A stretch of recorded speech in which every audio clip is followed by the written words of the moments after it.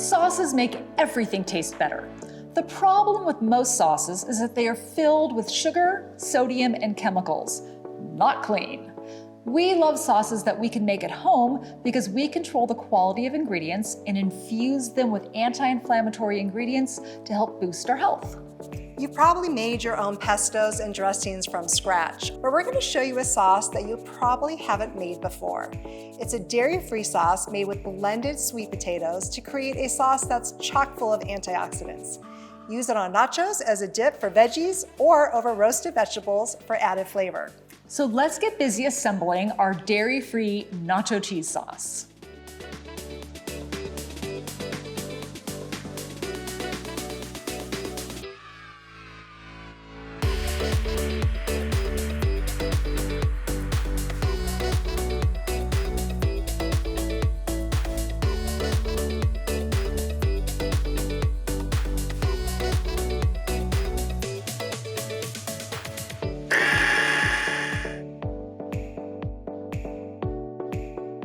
For more tasty sauces just like this, make sure you sign up for our Real Food Reboot too.